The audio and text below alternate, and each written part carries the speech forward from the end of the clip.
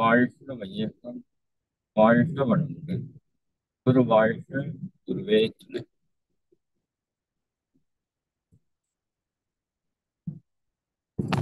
எல்லாம் வல்ல அருட்பேராற்றலையும் அதன் அனைத்து தன்மாற்ற நிலைகளையும் ஒரு சேர நினைந்து நன்றியுணர்வோடு வணங்கிக் கொள்வோம். ஆசான் அருட்தந்தை வேதாத்திரி மகரிஷி அவர்களே நம்மோடு சூக்குமமாக நிறைந்திருந்து இன்றைய தெய்வீக நிகழ்வுகள் அனைத்தையும் மிக சிறப்பாக நிகழ்த்தி கொடுப்பாராம். வாழ்க இறைநிலை, வாழ்க பிரபஞ்சம், வாழ்க வையகம், வாழ்க வளம், வாழ்க வளம், வாழ்க வளமுடன். என்பதில் மிக்க மகிழ்ச்சி. ஒரு புனிதமான பாதையிலே நாம் அனைவரும் பயணித்துக் கொண்டிருக்கிறோம். இந்த பாதை மகான்கள் பயணித்த பாதை. ஆதிசங்கரரும் ராமானுஜரும் நபிகளும் இயேசு மகானும் புத்தரும் மகாவீரரும் பயணித்த ஒரு பாதை. இந்த பாதையிலே நாம் செல்கின்றோம் என்பதே மிகப்பெரிய பெருமைக்குரிய ஒரு செயல். ஏன்னா இந்த பாதை எல்லோருக்கும் கிடைத்து விடாது. நம்முடைய முன்னோர்கள் யாரு? நம்மளோட சீனியர்ஸ். நீங்க ஒரு கல்லூரியில போய் படிச்சீங்க அப்படின்னா உங்களோட சீனியர்ஸ் அப்படின்னு இருப்பது போல ஆன்மீகத்திலே நம்மளுடைய சீனியர்ஸ் எல்லாம் மிகப்பெரிய மகான்கள். அவர்கள் சென்ற பாதையிலே நாம் இப்பொழுது சென்று கொண்டிருக்கிறோம். ஒவ்வொருவரும் அந்த ஞானத்தை அடைவதற்கான முயற்சியில ஈடுபட்டிருக்கிறோம். இதற்காகவே நம்மை நீங்க வேற எதற்காகவும் உங்களை உயர்வாக கருதலினாலும் இந்த ஒரு பாதை கிடைத்திருக்கிறது, அதிலே நாம் பயணித்துக் கொண்டிருக்கிறோம். பயணித்துக் கொண்டிருப்பது என்பதை விட அந்த பாதையில நிற்கிறோம் என்பதே பெரிய விஷயம். அந்த பாதையை பார்ப்பதே பெரிய விஷயம். அந்த பாதையை பற்றி சிந்திப்பதே பெரிய விஷயம். அப்ப அந்த பாதையில நம்ம நிக்கிறோம், கூடவே பயணிக்கவும் செய்யறோம். அப்படிங்கிறது தான் இந்த மனித பிறவியினுடைய மாபெரும் விஷயமா இருக்குது. அப்படி அந்த மகான்கள்ல தற்காலத்திலே அந்த மகான் வேதாத்திரி மகரிஷி அவர்கள். இப்ப வேதாத்திரி மகரிஷி அவர்களை நாம் எப்படி பார்க்கிறோம் அப்படின்னா, அனைத்து மகான்களும் இணைந்த மகானாக நாம் வேதாத்திரி மகரிஷியை பார்க்கிறோம். எப்பவுமே மகான்களுக்குள்ள பெரிய வேறுபாடு இருப்பதில்லை. அவர்கள் சொல்கின்ற கருத்துக்கள் எல்லாம் ஒன்றாகத்தான் இருக்கிறது. பட் அவர்கள் வாழ்ந்த சூழல், இருந்த இடம், அதற்கு தகுந்த மாதிரி சில விஷயங்கள் வேறுபடும். இப்ப உதாரணத்திற்கு, இப்ப இங்க நம்ம நான்வெஜ் சாப்பிடுறது தவறு என்று சொல்றோம். இஸ்லாத்துல நான்வெஜ் சாப்பிடுகிறார்கள் இல்லையா? அப்போ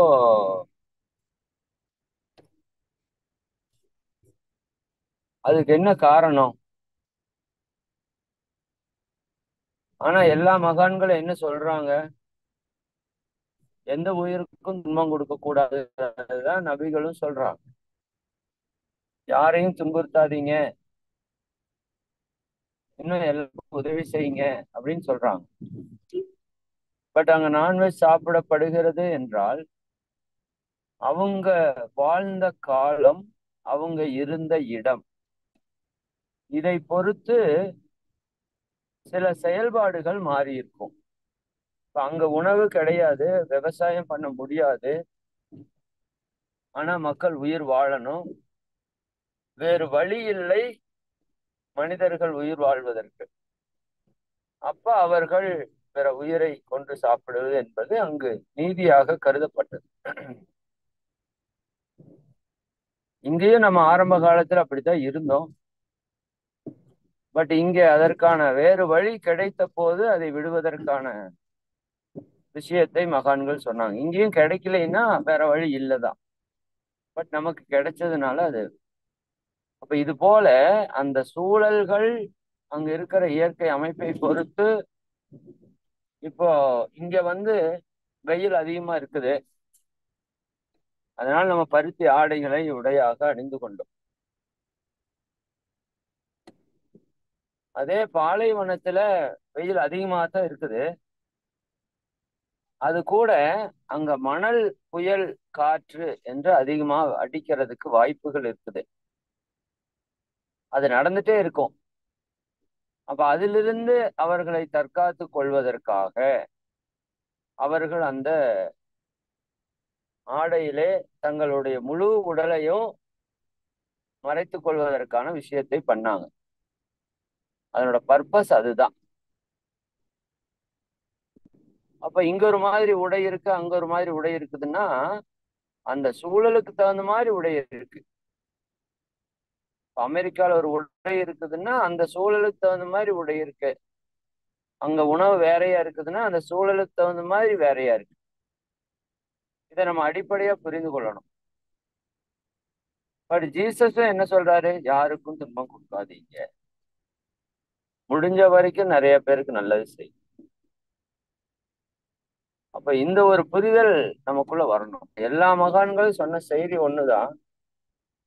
பட் அவங்க வாழ்ந்த இடம், அந்த சூழல், அங்க தட்பவெப்பநிலை, இதற்கு தகுந்தாக அவர்களுக்கான வாழ்க்கை முறையில சில மாற்றங்கள் வந்தது. அதை நம்ம புரிஞ்சுக்கலாம். அப்ப மகரிஷி அவங்க அனைத்து மகான்களுடைய சாரமாக நமக்கு விளங்குகிறார்கள். அவர்கள் எல்லா மகான்களும் சொன்ன செய்தியை இந்த உலக மக்கள் அனைவரும் அமைதியாக, மகிழ்ச்சியாக, நிம்மதியாக வாழ வேண்டும் என்பதுதான் அவங்களுடைய நோக்கம். எல்லா மகான்களுக்கும் நோக்கம் ஒண்ணுதான். உலக உயிர்கள் அனைத்தும் அமைதியா இருக்கணும், நிம்மதியா இருக்கணும், துன்பமின்றி இருக்கணும். உலக உயிர்கள் அனைத்தும் அவங்களுக்கு ஒண்ணுதான். மனுஷனும் ஒண்ணுதான், மாடும் ஒண்ணுதான். சரிங்களா? எல்லா உயிரும் நிம்மதியா இருக்கணுங்கிறது தான் அந்த உயிர் உணர்வுல மகான்கள் நினைக்கக்கூடிய ஒரு செய்தி. அதற்கு தான் முயற்சி பண்றாங்க. அப்ப அந்த முயற்சியின் வெளிப்பாடாக பல்வேறு விஷயங்களை நமக்கு போதிக்கிறார்கள். எதனால நம்ம துன்பப்படுறோம், எதனால குடும்பத்துல நிம்மதி இழக்கப்படுகிறது, எதனால சமுதாயம் துன்பப்படுகிறது, எதனால் இந்த உலகமே பாதிக்கப்படுகிறது என்பதை எல்லாம் சிந்தித்து பல்வேறு தத்துவங்களை நமக்கு சொல்லி வச்சுட்டு போயிருக்காங்க.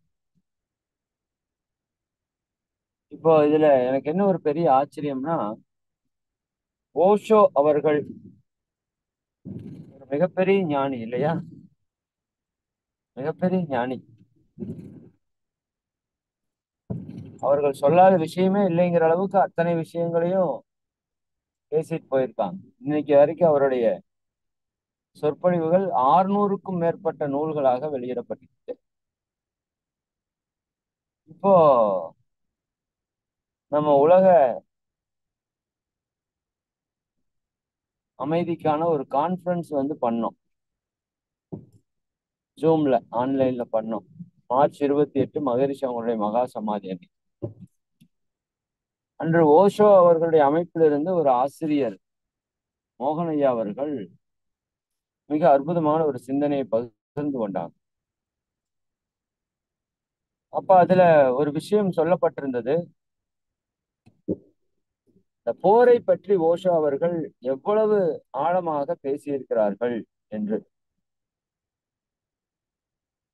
ஆக்சுவலா அதைய நான் கேட்கிறப்போ, என்னது மகரிஷி சொன்னது அப்படியே ஓஷோ சொல்லியிருக்காரு அப்படின்னு யோசிச்சேன் நான். மகரிஷி அவருடைய கருத்துக்களாக நாம் இங்கிருந்து என்னவெல்லாம் கேட்டுக்கொண்டிருக்கிறோமோ அந்த விஷயத்தை அப்படியே அவர் பதிவு பண்ணியிருக்காரு. சேம் அப்படியே. அப்பதான் எனக்கு புரிந்தது. இப்ப இந்த மகான்களுடைய சிந்தனை எல்லாம் ஒரே மாதிரி தான் இருக்கிறது.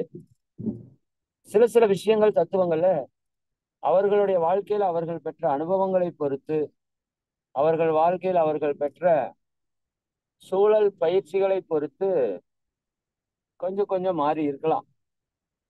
இருக்குந்தான், இல்லைன்னு சொல்லல.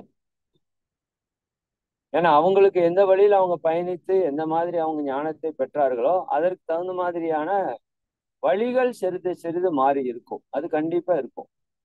மகரிஷி ஒண்ணு ஃபாலோ பண்ண சொன்னா ஓஷோ ஒண்ணு ஃபாலோ பண்ண சொல்லுவாங்க. அது கண்டிப்பா டிஃபரன்ஸ் இருக்கும். பட் எல்லாரோட கோர் ஒண்ணுதான். அப்பதான் நான் புரிஞ்சுக்கிட்டேன். அப்ப எல்லா மகான்களும் ஒரே மாதிரியான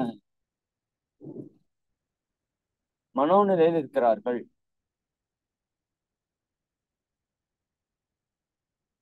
அதுல இன்னைக்கு நாம சிந்திக்கக்கூடிய ஒரு சிந்தனை அப்படிங்கிறது,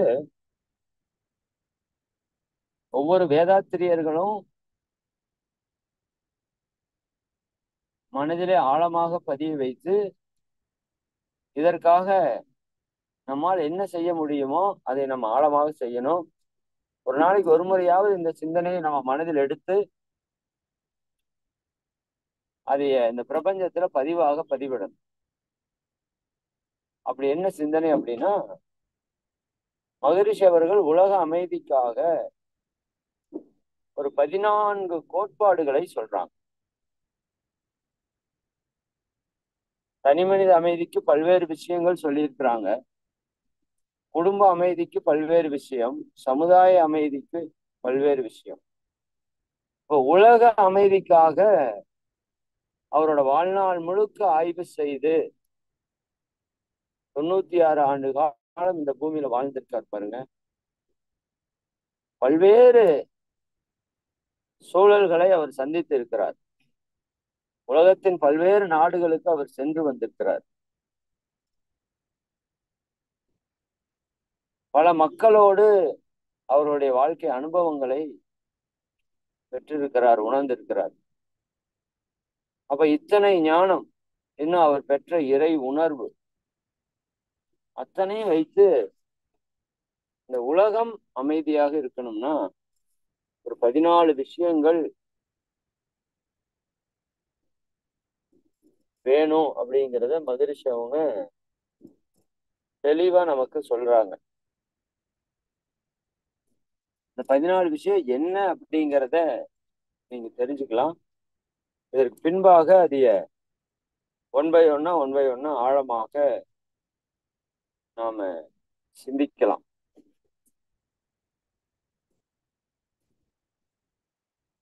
இதுல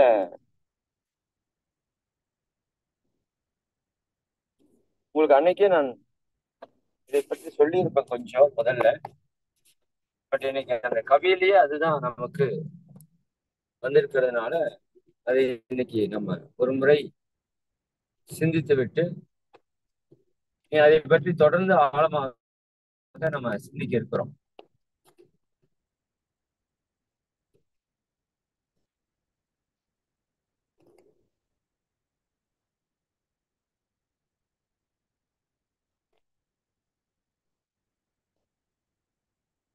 சரி, இந்த கவிக்கு மகரிஷி அவர்கள் கொடுத்திருக்கிற தலைப்பு வேதாத்திரியம்.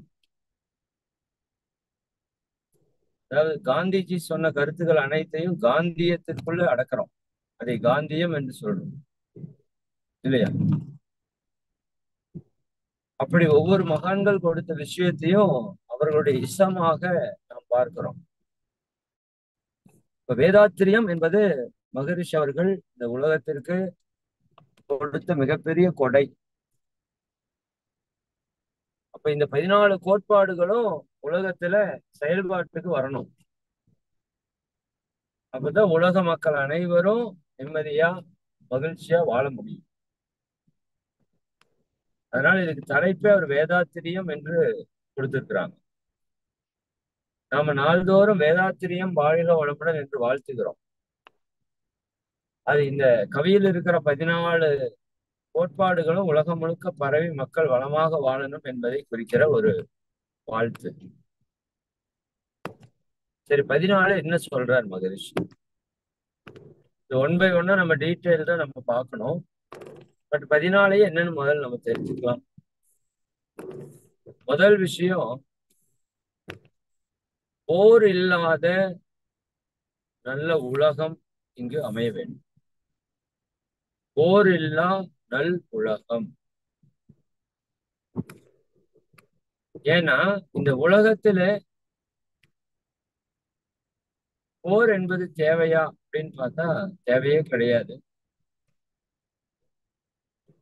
அப்ப இந்த போரினால எவ்வளவு எவ்வளவு பாதிப்புகள் வருகிறது, எவ்வளவு உயிர் சேதங்கள் நடக்கிறது, எவ்வளவு பொருளாதார பாதிப்பு நிகழ்கிறது,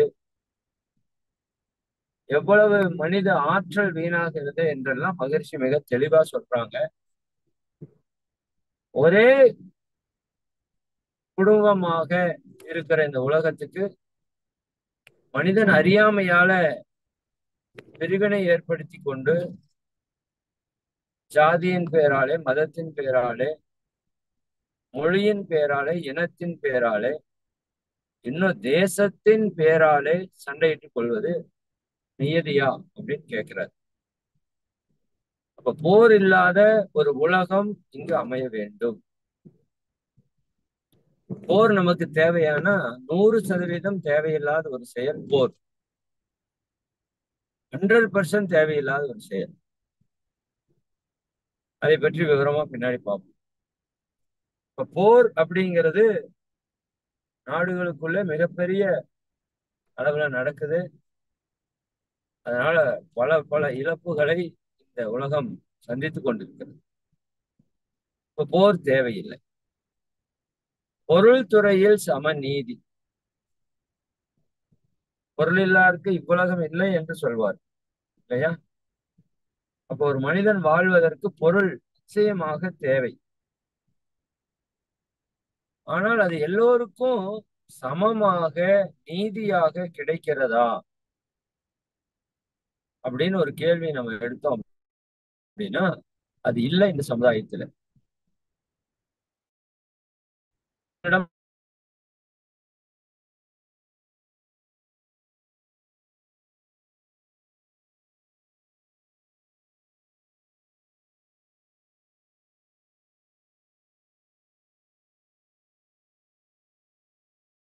இருக்கின்ற உழைப்பை பொருள் இருப்பவர்கள் சுரண்டி சுரண்டி வாழும் போது எப்படி அமைதி வரும்? அனைவருக்கான அடிப்படை தேவை உண்ண உணவு, உடுத்த உடை, இருக்க இருப்பிடம், வாழ்க்கை வசதிகள் எல்லாம் நிறைவேறாத போது இங்க அமைதி எப்படி வரும் அப்படிங்கறத மகரிஷி கேட்கிறாங்க. அந்த கேள்விக்கு பதிலையும் கொடுக்குறாங்க. மகரிஷி இப்படி வரணும் வரணும்னு மட்டும் சொல்லல, இப்படி வர்றதுக்கு என்ன பண்ணணும் என்ன பண்ணக்கூடாது என்பதையும் நமக்கு தெளிவுபடுத்துறாங்க. அதான் மகரிஷியோட சிறப்பு. சரிங்களா? மூன்றாவதாக அவர் சொல்வது நேர்மையான நீதிமுறை. இந்த மனித குலம் ஒன்றாக கூடி வாழ்ந்து கொண்டிருக்கிறது.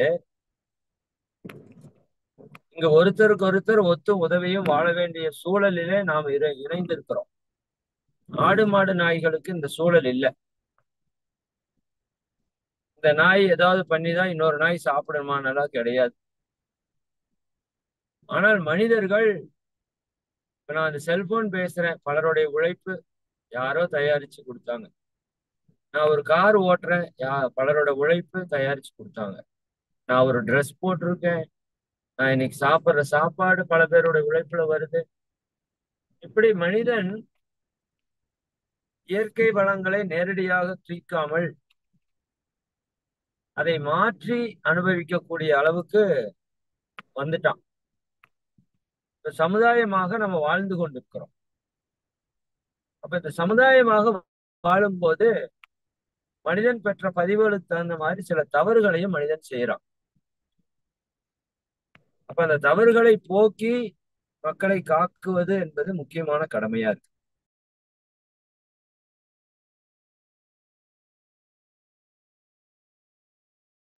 அப்ப அந்த இடத்தை பூர்த்தி செய்வதுதான் நீதித்துறை என்று சொல்றோம். ஆனால் அந்த நீதித்துறை இப்ப நேர்மையாக இருக்கிறதா அப்படின்னு கேட்டா நல்லா தெரியுது இல்ல. அது இல்லாத போது மக்கள் எப்படி மகிழ்ச்சியா வாழ்றதுக்கான வழி இருக்கும்? சரிதானுங்களா? வேலியே பயிரை மேய்வது போல எந்த நீதித்துறை மக்களை காக்க வேண்டுமோ அந்த நீதித்துறையே மக்களுக்கு அநீதியாக நடந்து கொண்டிருக்கிறது. இது நம்ம எல்லாருக்கும் தெரிஞ்சதுதான். அப்ப நீதிமுறை நேர்மையாக இருந்தால்தான் மக்கள் அமைதியாக வாழ முடியும். 4வது, நிலவுலகுக்கு ஓர் ஆட்சி. இந்த உலகம் முழுக்க மண்ணு ஒன்னாதான் இருக்கு, தண்ணி ஒண்ணுதான், காற்று ஒண்ணுதான், சூரிய ஒளி ஒன்றுதான், இல்லையா? மனிதர்கள் மட்டும் அறியாமையால பிரிந்து இருக்கிறோம். அப்ப இந்த பிரிவினையாலதான் இவ்வளவு போர்கள் நடக்குது.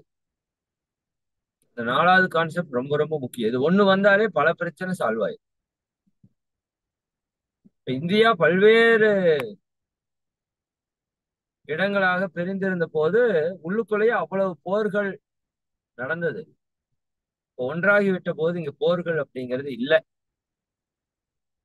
அது போல உலகம் என்பது ஒன்றாகிவிட்டால், ஒரு ஆட்சியின் கீழ் வந்துவிட்டால் உலகத்திலே பல்வேறு நன்மைகள் நிகழும். குறிப்பாக போர் இருக்காது, மனிதர்களுக்குள்ள இணக்கம் வந்துவிடும், இல்லையா? இப்ப தமிழர்கள், கன்னடர்கள், தெலுங்கர்கள், மலையாளர்கள், வட இந்தியர்கள், வடக்கர்கள், இல்லையா? அப்படியெல்லாம் பிரிந்திருந்தது. இப்ப இந்தியா என்ற ஒரே விஷயமாக நாம பார்க்கிறோம் இல்ல. எங்க போனாலும் இந்தியர்கள் அப்படிங்கிற ஒரு ஒற்றுமை இருக்கு. அது போல சிட்டிசன், உலக நபர்கள், அவ்வளவுதான். அந்த ஒரு ஒற்றுமை நமக்குள்ள இருந்ததுன்னா இந்த உலகத்துல பல்வேறு துன்பங்களை நம்ம மாற்றி அமைக்க முடியும். 5வதாக அவர் சொல்வது சீர் செய்த பண்பாடு. நான் முன்னாடி என்ன சொன்னேன்? பண்பாடு, கல்ச்சர், கலாச்சாரம், இதெல்லாம் நம்ம முன்னோர்கள் அங்கங்க இருந்த சூழலுக்கு தகுந்த மாதிரி உருவாக்கி வச்சுட்டு போயிட்டாங்க. பட் அதைய அடுத்த தலைமுறைக்கு கடத்துவது அப்படிங்கிறது இன்னைக்கு பெரிய தொந்தரவாக இருக்கிறது. ஏன்னா எல்லா நாட்டு மக்களும் இன்னைக்கு இணைந்து வாழக்கூடிய தன்மைக்கு வந்துட்டாங்க. அதனால இவர்களுடைய பண்பாடு அங்க பிரதிபலிக்குது, அவர்களுடைய பண்பாடு இங்க பிரதிபலிக்குது. பாருங்க, வெப்ப தேசத்துல கோட் சூட் போட்டு குழந்தைக்கு போறது என்ன ஒரு சூழல் பாருங்க, இல்லையா? இது ஏன் எதுக்குன்னெல்லாம் தெரியாம பல்வேறு பண்பாடுகளும் கலந்து இன்னும் நம்ம பண்பாடு என்னன்னு தெரியாம இந்த சமுதாயம் அழிந்து கொண்டு இருக்கிறது. அப்ப அந்த பண்பாட்டை அறிஞர்கள் பெருமக்களை கொண்டு சீர் செய்ய வேண்டும். தவறான பண்பாடுகள், கலாச்சாரங்களை களைந்து எந்தெந்த காலத்தோ இடம் காலம் தேவை, இவையப்போ தோன்றியன எத்தனையோ செயல்கள், அந்த செயல் அக்கருத்து இன்று சிந்தனைக்கோ உடலிற்கோ துன்பம் கொடுக்கும் எனில் தவிர்ப்போம், துன்பம் அளிக்கும் எனில் தவிர்ப்போம் என்று மகிழ்ச்சி சொல்வாங்க. அப்ப இன்றைய காலத்திற்கு எந்த மாதிரியான இது தேவை என்பதை சிந்தித்து அதை செயல்படுத்த வேண்டும். அதை அறிஞர் பெருமக்கள் செய்ய வேண்டும். பண்பாட்டை சீர் செய்ய வேண்டும். இதுக்குள்ளதான் இரண்டொழுக்க பண்பாடு, ஐந்தொழுக்க பண்பாடு எல்லாமே அடக்குது. அடுத்தது சிந்தனையோர் வழி வாழ்வு. அடுத்தது சிந்தனையோர் வழி வாழ்வு. இப்ப நம்முடைய வாழ்க்கை முறை யாரை பார்த்து நம்ம வாழ்றோம் அப்படின்னா, சக மனிதர்களை பார்த்து வாழ்றோம். அவன் வீடு கட்டினா நான் வீடு கட்டுறேன், அவன் கோடி கோடியே சம்பாதிச்சா நானும் கோடி கோடியே சம்பாதிக்கிறேன், இல்லையா?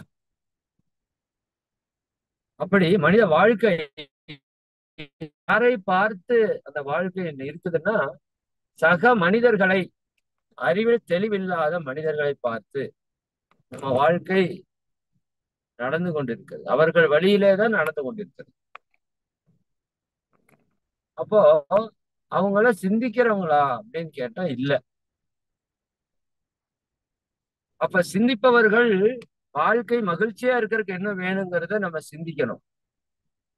நம்ம வகுப்புல தான் அடிக்கடி சொல்றது, எல்லாரும் மகிழ்ச்சியா இருக்கணும்னு விரும்புறமே தவிர மகிழ்ச்சியா இருக்கிறதுக்கு என்ன தேவை என்று நாம் சிந்திக்கிறது இல்லை. நாம மகிழ்ச்சியா வாழ்றதுக்கு 10 விஷயம் தேவை. அதுல ஒரு விஷயம்தான் பணம். அது போக 9 விஷயம் இருக்குது. நம்ம ஒரு விஷயத்தை மட்டும் பெருக்கி கொண்டு 9லயே ஓட்டையா இருந்துட்டு நான் சந்தோஷமா இருக்கேன்னு நினைக்கிறது மிகப்பெரிய ஒரு மாயை. அப்போ சிந்தனையாளர்கள், அறிஞர் பெருமக்கள், ஞானிகள் அவர்கள் சொல்கின்றபடி நம்முடைய வாழ்வை நாம அமைத்துக் கொள்ள வேண்டும். மிக மிக அவசியமான ஒரு விஷயம். சரிங்களா? அதே மகிழ்ச்சி 6வதா கொடுக்குறாங்க. 7வது சிறப்புணர்ந்த பெண் மதிப்பு. இது மிக மிக முக்கியமான சிந்தனை. ஏன்னா பெண்களை சரியாக மதித்து போற்றி பாதுகாத்து பராமரித்து விட்டாலே இந்த உலகத்தினுடைய பல பிரச்சனைகள் தீர்ந்துடும். ஏன்னா பெண்ணினத்தின் வழியாகத்தான் இந்த மனித குலமே தழைக்கிறது. அப்போ ஒவ்வொரு பெண்ணுக்கும் முதல் பெண்ணை பற்றிய பெருமை பெண்களுக்கு சொல்லணும். அதுதான் ரொம்ப முக்கியம். சிறப்புணர்ந்த பெண் மதிப்புனா ஏதோ ஆண்கள் பெண்களை மதிப்பது மட்டுமல்ல, அதுவும் வேணும். அதே சமயம் பெண்களே பெண்களை மதிக்கிற அளவுக்கான ஒரு விளக்கம் இந்த சமுதாயத்துல கொடுத்து பெண்களுக்கான ஒரு மதிப்பு, ஒரு பாதுகாப்பு அனைத்தையும் செய்ய வேண்டியது மிக முக்கியமான விஷயம்.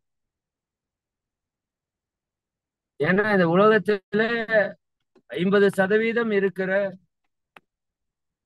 ஒரு பெண்ணினத்தை 50% உருவாக்கக்கூடிய அளவில் இருக்கிற ஒரு பெண்ணினத்தை நாம் அடிமையாக, 2ஆம் தரமாக, போதைப் பொருளாக பயன்படுத்தி கொண்டிருந்தா எப்படி இருக்கும்? சரிங்களா? அப்ப அந்த விதத்தில பெண்களுடைய சிறப்பை உணர்ந்து அவர்களுக்கு மதிப்பு கொடுக்க வேண்டும். அதற்கான விஷயம் இந்த உலகத்திலே பரவ வேண்டும். 8வது தெய்வ நீதி வழி வாழ்தல். மனித வாழ்க்கை சிந்தனையோருடைய வழியில வாழணும். அதே சமயம் தெய்வ நீதி என்று ஒன்று இருக்கிறது.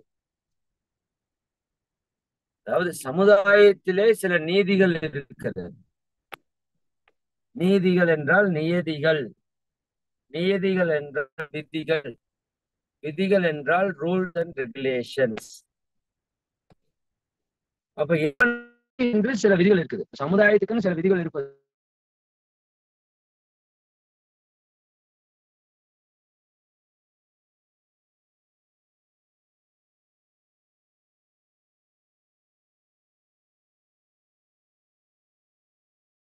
போல பேப்பர் போடணும், அப்ரூவல் வாங்கணும் அப்படின்னு அதற்கான சில விதிகள் எல்லாம் இருக்குல்ல, அதுபடி ப்ராப்பரா பண்ணணும். அப்படி பண்ணிட்டீங்கன்னா எப்பவுமே பிரச்சனையே இல்லை. இல்ல நான் அப்படி பண்ணாம பண்றேன் அப்படின்னா என்னாச்சுங்க? அருணாமா, நான் பேசுறது கேக்குதா? ஐயா அதான் இங்க நடுவுல விட்டுடுச்சுங்க. அந்த தெய்வ நிதி வழிவாழ்த்து சொல்லும் பொழுது பிரேக் ஆயிடுச்சுங்க. ஓ சாரிம்மா. ஓகே. சரிங்க. அப்ப தெய்வ நீதி வழி வாழ்தல்னா என்னன்னு முதல்ல அண்டர்ஸ்டாண்ட் பண்ணிக்கோங்க. நிறைய பேர் இந்த பாட்டை பாடுறோம், பட் என்ன அப்படிங்கிறது மனசுக்கு வரணும்ல. அது இதை பத்தி முழுசா இன்னும் பேசுறப்ப இன்னும் நீங்க ஆழமா புரிஞ்சுக்கலாம். பட் இன்னைக்கு நீங்க அந்த புரிதலுக்குள்ள வரணுங்கிறங்காட்டி நான் அதை சொல்றேன். இப்ப தெய்வம் என்பது இறைவன், இறைநிலை, சிவம், அல்லாஹ், பரமபிதா என்ன வேணா வச்சுக்கோங்க. சுத்த வெள்ளி, அருட்பெருஞ்சோதி, ஆண்டவர், எப்படி வேணா வச்சுக்கோங்க. அப்ப அந்த தெய்வத்திற்கு என்று சில நியதிகள், இயக்க ஒழுங்குகள் இந்த பிரபஞ்சத்தில் இருக்குது.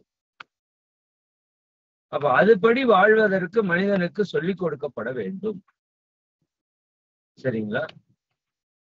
செயல் விளைவு தத்துவத்தின்படி மனித வாழ்க்கையை அமைத்துக் கொள்ள வேண்டும். அப்போ இந்த இயற்கை தத்துவம் தெரியாததுனாலதான் மனித குலம் இவ்வளவு துன்பப்படுது.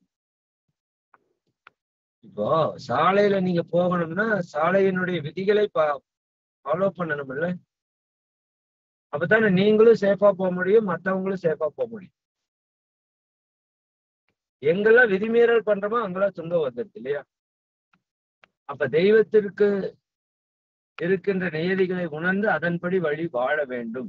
அதற்கான வாய்ப்புகள், வசதிகளை உருவாக்கி கொடுக்க வேண்டும். தேர் திருவிழா தவிர்த்தல். இந்த மக்கள் எங்கெல்லாம் கூடுகிறார்களோ அங்கெல்லாம்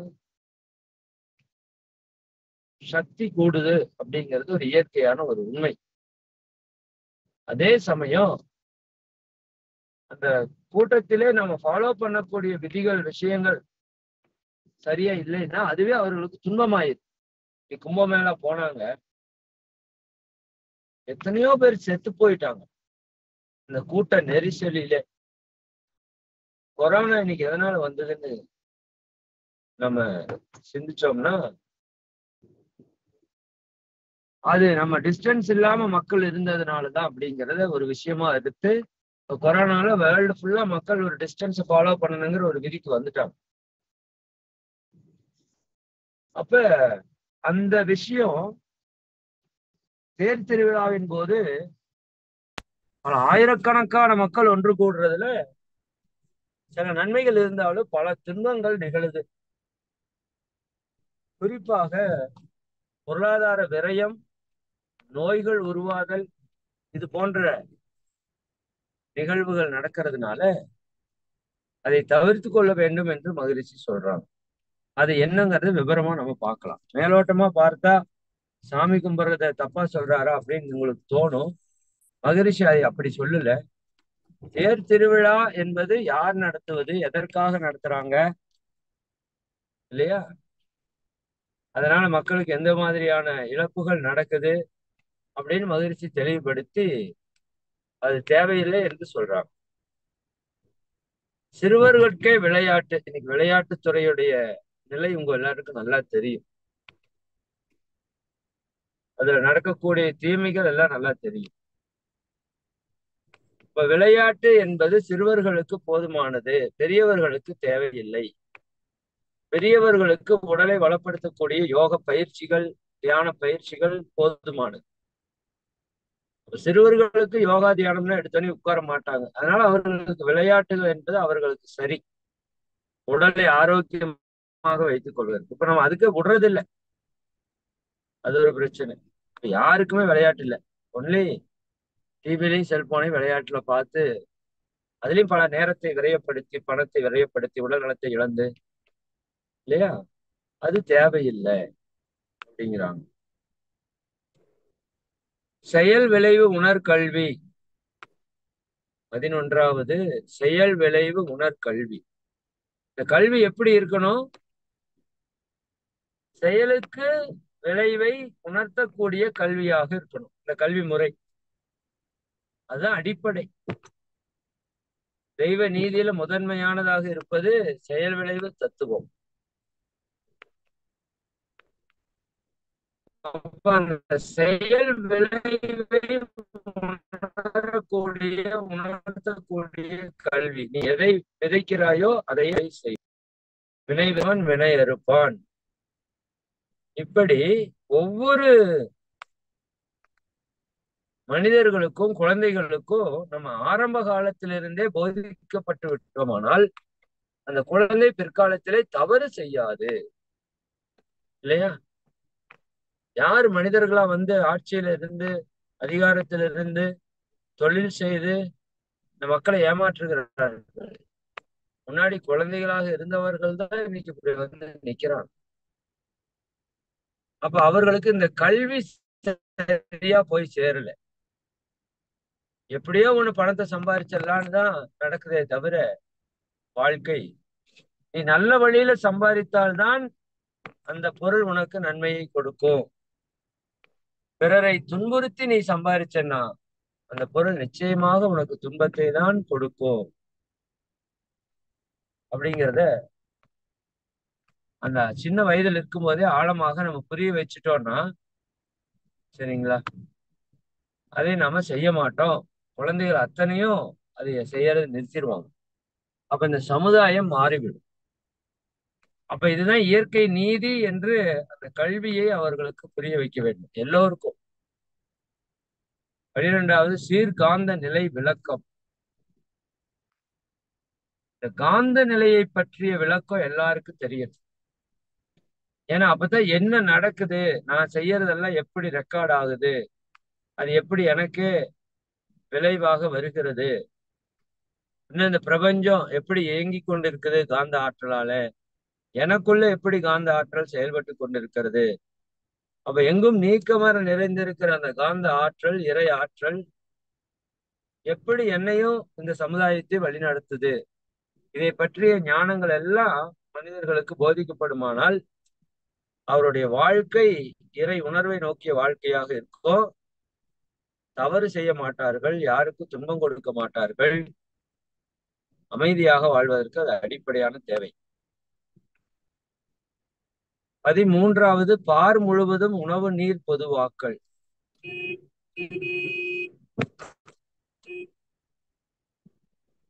உலகம் முழுக்க உணவு நீர் என்பதை பொதுவாக மாற்றிவிட வேண்டும். ஏன்னா இன்னைக்கு பெரிய பெரிய துன்பங்கள் எல்லாம் அதுல நிகழுது, பெரிய பெரிய பிரச்சனைகள் எல்லாம் அங்க உருவாகும். அப்போ இன்னைக்கு இவ்வளவு வளர்ச்சி பெற்ற விஞ்ஞான உலகத்துல கூட நிறைய நாடுகள்ல நிறைய மக்கள் உணவின்றி துன்பப்படுகிறத நம்ம பாக்குறோம். உண்மையாலுமே உணவு இல்லையா அப்படின்னா உணவு இல்லாம இல்ல, உணவு இருக்கு எல்லோருக்கும். பட் அதை பற்றி அறிவு இல்லை நமக்கு. இந்த உலகத்திலே யாரோ ஒருத்தர் எங்கேயோ உணவு இல்லாமல் துன்பப்பட்டு கொண்டிருந்தால் அது உண்ணுகின்ற அனைவரையும் பாதிக்கும் அப்படிங்கிற அறிவு நம்மகிட்ட இல்லை. அப்போ இந்த உணவு நீர் என்பது உலக மக்கள் அனைவருக்கும் பொது என்று ஆக்கிவிட வேண்டும். அதனாலதான் சொல்றார் பாரதியார், தனியொரு மனிதனுக்கு உணவில்லை என்றால் இந்த ஜகத்தினை அழித்திடுவோம், உலகையே அழிச்சிடுறான். அப்படி என்னடா இந்த உலகம் அப்படிங்கிறார். ஏன்னா அது மிகப்பெரிய கொடுமை. உணவு நீர் இன்றி இருப்பது என்பது மிகப்பெரிய கொடுமை. அதைத்தான் வள்ளற் பெருமான் முதற்கொண்டு எல்லாரும் செய்தார்கள். பட் அதை பற்றி விளக்கம் கொடுத்து உணவு நீரை பொதுவாக்கி விட வேண்டும். கடைசியா சொல்றதுதான் மிக முக்கியமான விஷயம். இதுல ஒரு வார்த்தை விடுபட்டிருக்குது, இதுல அப்டேட்டட் வெர்ஷன் நினைக்கிறேன். மகரிஷி கரெக்டா சொன்னது என்னன்னா, பல மதங்கள் பல கடவுள் பழக்கம் ஒழித்து. பட் இதுல அந்த பல மதங்களை தூக்கிட்டாங்க. நம்ம ஆளுகளுக்கே வந்து மகரிஷி சொன்னதை ஏத்துக்கிற தன்மை இல்லை. பல மதங்கள் பல கடவுள் பழக்கம் ஒழித்து. அதாவது இப்ப எப்படி இருக்குது, மத ரீதியாக மக்கள் பிரிந்திருக்கிறார்கள், பல கடவுள் ரீதியாக பிரிந்திருக்கிறார்கள். இந்த பழக்கத்தை ஒழிக்கணும். ஒழிக்கணும்னே சொல்றாரு பாருங்க. அப்ப இது ஒழிக்கணும்னா அதையெல்லாம் அழிக்கணுமானா அதையெல்லாம் அழிக்க தேவையில்லை. அதுதான் சீக்ரெட். அதையெல்லாம் அழிக்க சொல்லல மகரிஷி. மனித மனங்களிலே அதை பற்றிய தெளிவை கொடுத்தா அது ஒழிந்து விடும். நான் கிறிஸ்டியன், நான் இஸ்லாமியன், நான் இந்து, நான் பௌத்தன், நான் சமணன், இன்னும் என்னென்னவெல்லாம் இருக்கோ, நான் சைவன், நான் வைணவன் என்று எத்தனை இருக்கோ, அதுக்கெல்லாம் உண்மைத்தன்மை என்னன்னு நம்ம புரிய வச்சுட்டோம் அப்படின்னா, பல கடவுள், பல மதங்கள் பழக்கம் ஒளிந்து போயிடும். ஒளிந்து உண்மை ஒன்றை தேர்ந்தெடுதல், வழிபடுதல் கூட சொல்லல மகிழ்ச்சி, தேர்ந்தெடுதல், உண்மை என்னன்னு தேர்ந்தெடுத்து அது எப்படி இருக்குதுன்னு புரிஞ்சு வாழ்ந்தா சரின்னு அவர் சொல்றாரு. அப்போ அந்த விதத்துல இதெல்லாம் மிகப்பெரிய ஆழமான தத்துவங்கள். சரிங்களா? அப்ப இது எல்லாவற்றையும் நாம சிந்திக்க போறோம். ஒன் பை ஒன்னா ஆழமா சிந்திப்போம். சரிங்களா? இந்த தமிழ் புத்தாண்டு தினம் இல்லையா இன்னைக்கு? ஏப்ரல் 1.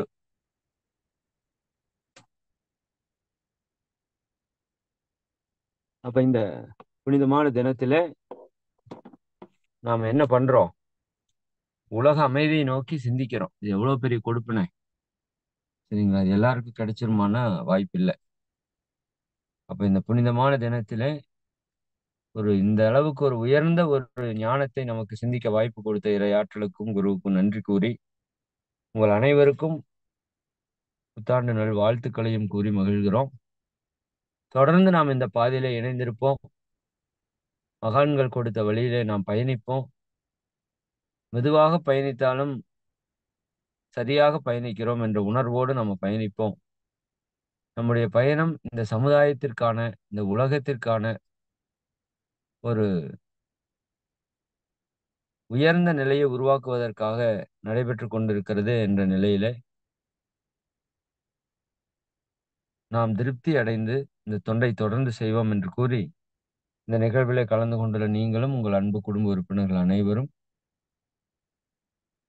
பிரபஞ்ச உயிர்கள் அனைத்தும் அருட்பேராற்றல் கருணையினால் உடல் நலம், நீலாயுள், நிறை செல்வம், உயர்ப்புகள், மெஞ்ஞானம் ஓங்கி வாழ்க வளமுடன், வாழ்க வளமுடன், வாழ்க வளமுடன் என வாழ்த்தி வரவேற்று மகிழ்கிறோம்.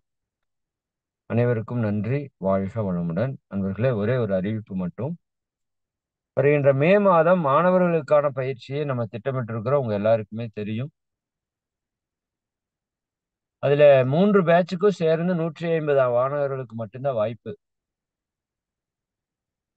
13 வயதிற்கு மேற்பட்ட மாணவர்கள் 50 பேருக்கும், மாணவிகள் 50 பேருக்கும், 13 வயதுக்கு கீழ் உள்ள மாணவ மாணவியர் 2 சேர்த்து 50 பேருக்கும், மொத்தம் 150 பேருக்கு தான் வாய்ப்பு இருக்குது அதுல. அப்ப உங்க எல்லோருக்கும் தெரிந்த, முதல் நம்ம குடும்பத்தில் இருக்கிற மாணவ மாணவிகளை, இன்னும் நமக்கு எல்லாருக்கும் தெரிந்த இல்லங்களில் இருக்கிற குழந்தை செல்வங்களை இதை இணைக்கிறதுக்கு கொஞ்சம் தீவிரமா நம்ம வேலை செய்யணும். சாதாரணமா இது நடக்காது. அப்ப இந்த ஒரு விஷயம்தான் அந்த சமுதாய மாற்றத்திற்கான மிகப்பெரிய ஒரு செயல். மகரிஷி அவங்க சொல்லுவாங்க, பெரியவங்களை சீர்திருத்த முடியாது, கஷ்டம். குழந்தைகளை சீர்திருத்தினால்தான் உலக அமைதி வரும் என்று சொல்லுவாங்க. அப்ப நமக்கு அது ஒரு வாய்ப்பு கிடைச்சிருக்கு. அந்த வாய்ப்பை நல்லா பயன்படுத்திக்கோங்க. உங்களுக்கு தெரிந்த அன்பர்கள் எல்லாருக்கும் சொல்லி நாம அந்த நிகழ்வை ரொம்ப சிறப்பா நடத்துவோம். அதுக்கு நீங்க வாலண்டியர்ஸ் வரக்கு விருப்பம் இருக்கிறவங்களும் எங்களுக்கு சொல்லுங்க. நம்ம எல்லாரும் இணைந்து ஒரு சிறந்த ஒரு உலகை உருவாக்க சேவை செய்வோம் என்று கூறி இந்த அறிவிப்பு நிறைவு செய்கிறோம். வாழ்க வளமுடன். மிக்க நன்றி. வாழ்க வளமுடன்.